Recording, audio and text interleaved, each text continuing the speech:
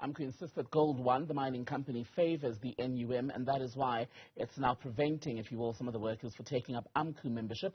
Well, let's speak further about this hostage element to the situation with former hostage negotiator Herman Bosman, who is currently head of kidnapping, or head of the kidnapping unit at security firm TSU. Good to speak to you, Herman. Thank you so much for your time tonight. So, if I may, I'd like to pick up on what the Amcu rep was saying there earlier, basically trying to pour cold water at the possibility of over 500 people being taken hostage by 15 people who may or may not have been armed, as we're hearing. Would that be unusual? Well, good day to you and the viewers.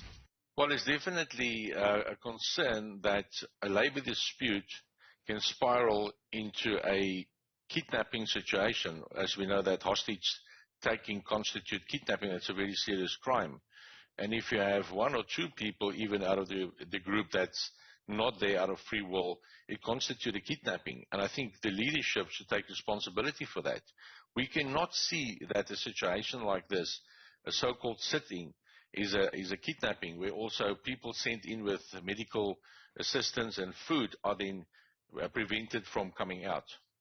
And given what's happened, we're working with very limited information tonight, but these men had gone in, men and women in fact, had gone in for a shift on Sunday night, unable to come out.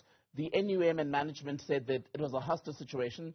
Another union was saying, well, this is part of a voluntary sit-in. The scant level of detail, is that the sort of thing that would happen in this sort of situation where not too much is said about what's actually going on? Because as things stand, no one is telling us the identities of the people who were holding the others hostage, what was done to even get the release ultimately of everyone seemingly safely. Well, a proper investigation needs to be done, and statements taken from those that's willing to provide statements and feel offended that they've been taken. We just fear that intimidation may, at the end of the day, prevent them from doing so. But I think the leadership of the various unions must take responsibility for this, and we should mature when we deal with conflict or disagreements in the workplace as unions. We cannot allow that to spiral into criminality. That becomes vigilante, and we cannot tolerate that. So I think there must be a very clear message and investigation from the South African Police Services side. We cannot afford another shootout or attacks like we've seen before happening at mines. And therefore, I firmly believe that we should look at responsibility from the leaderships of all unions and in all instances where people take actions such as these.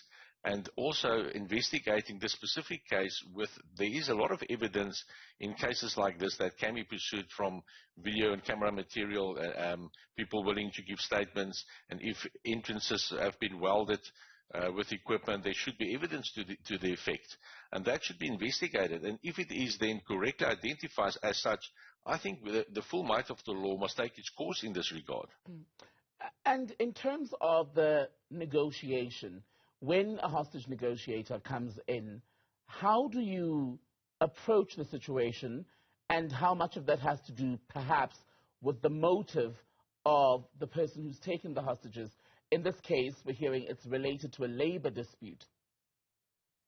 Well, labor disputes are fundamentally different than hostage scenarios. So labor disputes are mediated on a completely different footing.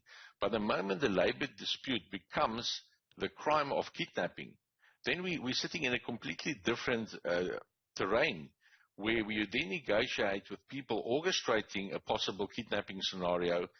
Then you're sitting with a criminal syndicate, as so to speak, detaining people. And I don't think that has been realized and understood in the context of the crime that's committed. If people come forward and open case dockets to be investigated, and kidnappings and people that got injured and medical conditions, this can be a severely complicated matter. Therefore, I think this needs to be addressed as such by the South African Police Services, and a clear message be sent to anybody in future thinking of and contemplating even to try this type of conduct at mines. Otherwise, we're setting a very bad and a very difficult precedent for future conflict management incidents. And if these 15 hostage takers, as the SAPS is saying, are indeed the subject of a criminal investigation, and it ultimately goes to court. And let's say of the 500 plus people, 400 decide to go ahead with laying a charge. Would they be charged for each person? Well, I think that will be the way that the case will run simultaneously, but it will definitely be taken into consideration when it comes to, if they're found guilty, it comes to sentencing. It will definitely be taken into consideration. And what are we looking at here, just at a basic level? If you are a kidnapper in this country, how long could you go away for? Well, that's the painful problem that I'm sitting with, is that we're looking at sentencing for 5 years in kidnapping, where we should look, in many cases, more to life. If we just look in Nigeria, where kidnapping now, where people, the hostages die, they may face the death penalty. In South Africa, it is actually shocking that kidnappers, if you're successful and you can prove it, will go to jail for 5 years. Herman Bosman, good to speak to you. Hostage negotiator on the situation at the Gold One mine operation. We're now hearing all 500 of the mine workers who'd been taken, we're hearing, according to police, against their will after a night shift on Sunday, have now all come out to surface. Not too clear what's going to be happening now to the people who are their alleged kidnappers.